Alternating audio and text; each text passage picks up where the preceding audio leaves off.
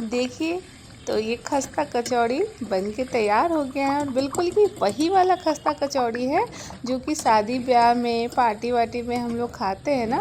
उड़द दाल वाली खस्ता कचौड़ी ये बिल्कुल वही है, वही स्वाद है, सब कुछ वही है। और देखिए ये ना बहुत क्रंची भी हुआ है।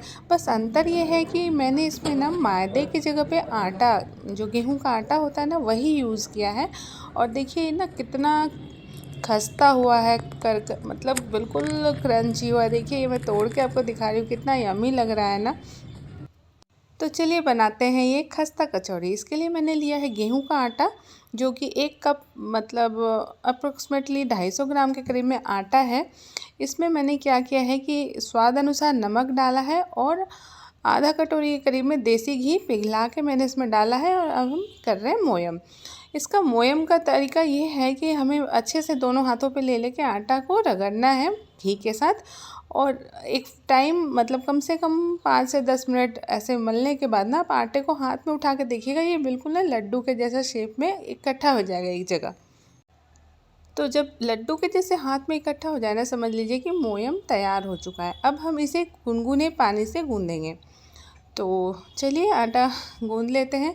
आटा ना तो बहुत सख्त और ना ही बहुत मुलायम, मतलब कि बीच बीच में, ना तो मतलब सख्त और ना ही मुलायम, मतलब कि एक तरह से कह सकते हैं कि नॉर्मल आटा हमें गूँधना है जैसे हम रोटी का गूँधते हैं। और इसे ढक देना है कम से कम 15 से 20 मिनट तक रेस्ट करने के लिए। तो अब बारी आई स्टफिंग तैयार करने के लिए। तो ये देखिए, ये धुला हुआ उड़द का दाल है जो कि मैंने कम से कम 5 घंटे के लिए भिगो के रखा था। ये आधा कप के करीब में उड़द का दाल है जिसको मैंने कि मिक्सी में दरदरा पीस लिया है। अब कढ़ाई में डालेंगे तेल। तेल ये 1 बड़े चमचा के करीब में है। इसमें हमने आधा कप बेसन डाल दिया और इसे हम अच्छे से भूनेंगे। बेसन कम से कम 5 मिनट तक धीमी आंच पर हमें भूनना है। इसमें एक अच्छी खुशबू जब आ जाए तब देखिए, ये देखिए बेसन भून रहा है। तो अब भूनने के बाद क्या करना है कि जब बेसन अच्छे से भून जाए ना, तो इसमें ये जो दरदरा हमने उड़द का दाल पीस के रखा है ना, उसे भी डाल के उसमें भूनना है। ये बेसन और उड़द के दाल को भूनने में कम से कम 15 मिनट लगेगा। धीमी आंच पे हमें बहुत अच्छे से इन्हें भूनना है, क्योंकि अच्छे से भुनेगा और अच्छे से इसमें मसाले डलेंगे ना, तभी इसका जो स्टफिंग का स्वाद है और कचौड़ी का जो स्वाद है ना, वो इससे ही आने वाला है। तो देखिए ये अब मुझे लग रहा था कि थोड़ा तेल की ज़रूरत है। तो मैंने क्या किया कि थोड़ा हुआ पका सा, लाइक सरसों का तेल मैंने रखा था, तो मैंने वही ऊपर से थोड़ा सा डाल दिया है। अब इसमें हम डालेंगे लाल मिर्च पाउडर। अच्छे से लाल मिर्च पाउडर डालना है इसमें। वैसे आप अपने टेस्ट के अकॉर्डिंग डाल सकते हैं। हींग इसमें अच्छे से जाएगा। और ये देखिए आधा मुट्ठी भर के मैंने इसमें सौंफ डाला है। सौंफ आप चाहे तो दरदरा भी डाल सकते हैं, मैंने वैसे साबुत डाला है, मुझे अच्छा लगता है, मेरे घर में सभी को पसंद है। मुंह में जब सौंफ आता है ना कचौड़ी के अंदर से, अच्छा लगता है।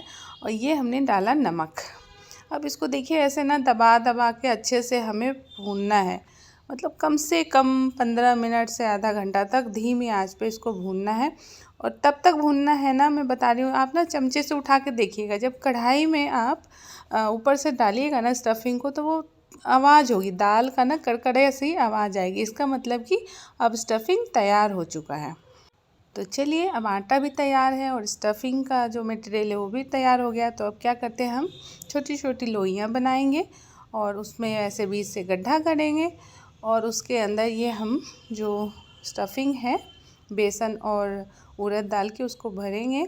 और ऐसे ही अंगूठे के सहारे और उंगलियों के सहारे ऐसे ही करके गोल गोल करके दबा के, और इसका ये बिल्कुल वही, फिर से मैं दोहराऊंगी, बिहार में जो लिट्टी बनता है वैसे ही इसको मोड़ना है।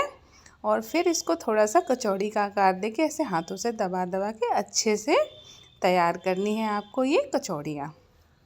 तो चलिए, हम जब तक तेल गरम हो रहा है, मैंने कढ़ाई में तेल भी चढ़ा दिया था, तो तब तक हम कम से कम 5-6 कचौड़ियाँ भर के तैयार कर लें, ताकि हम उसको तलने के लिए कढ़ाई में डालेंगे।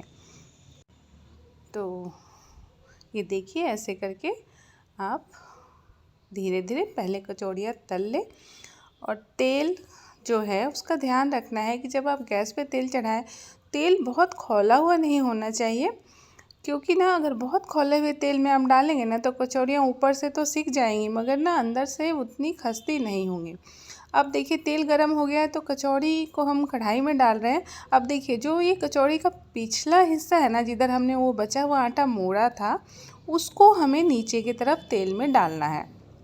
अब इसे धीरे धीरे पकने देना है। देखिए आपने जो ये फर्स्ट स्लॉट डाला है ना कढ़ाई में, ये कम से कम 20 से 25 मिनट लेगा सिकने में।